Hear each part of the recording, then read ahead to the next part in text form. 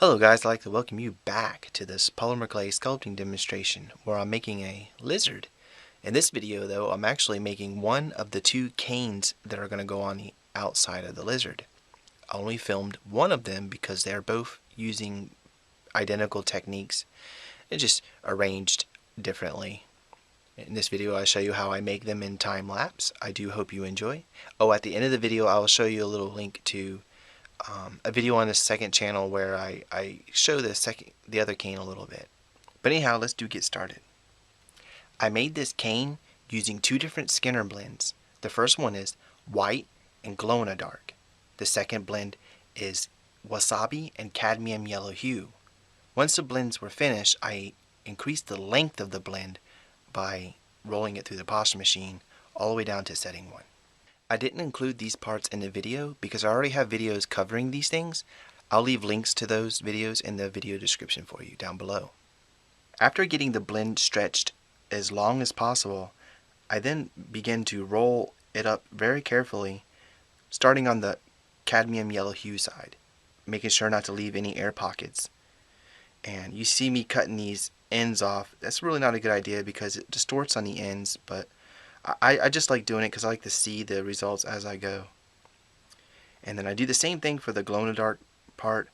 I roll it up with the glow-in-the-dark part in the middle, leaving the white on the outside. Once again, I'm cutting the ends off, and you don't really need to do that. Shaping up the green and yellow one a little bit first. And I'm not quite done with the glow-in-the-dark part. I added a full thickness sheet all the way around it, and then I added another sheet of white, but this is only half the full thickness, which is setting 4 on my machine. This is a combination of a jelly roll and a bullseye cane, just so you know.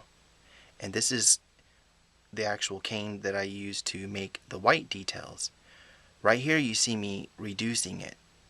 I'm basically starting in the middle, pinching it on all four sides, and working my way, to either end, and just working really slow with it because you got to be patient when you're reducing things. I tried to roll it around a little bit, and it started distorting pretty bad.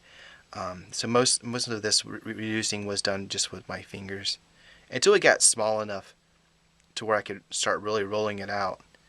But I rolled this down to a certain thickness that's decent, and I cut a piece off. You see me just cut a piece off.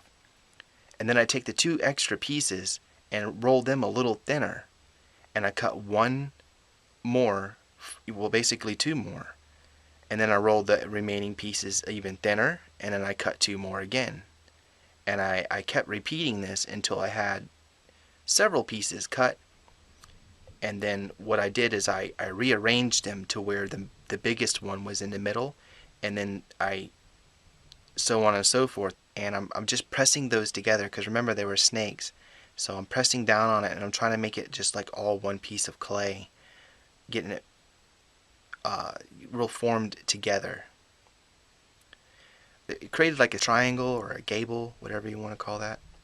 Then I take my green and yellow piece, and I'm trying to shape it into kind of like a teardrop, or almost like a triangle, I guess.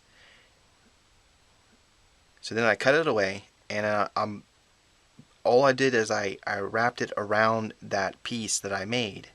I tried to work it on really, really good. So then once I got all that done, I added the black on the outside of it. I guess in my mind I was thinking that it would kind of protect those details, so when I go to reduce it, it wouldn't damage them or anything. Plus the background of this lizard is going to be black anyways, and I'm reshaping it. I'm squeezing it down, and you'll see me cut a few slices here and there. And what I'm doing is I'm just sampling it to checking it out and seeing how it looks. Like right there, I didn't like how I didn't like the shape of it. I wanted them a little more narrow, so I squeezed down at the bottom of it a little bit, pinched all the way across. So then I just cut 2 more and see how it looks, and I liked how that looked. But this is the basic technique that I use to make this cane. It's very simple, and I also used it to make it the second additional cane. If you'd like to at least take a look at that cane, I made a little video from my second channel. Plus, I appear in that video. If you want to check that out, feel free to check it out. Looking forward to hearing from you guys. Let me know what you think about everything so far, and don't forget to like the video because it really helps, and I will see you here again soon. Thank you so much for watching.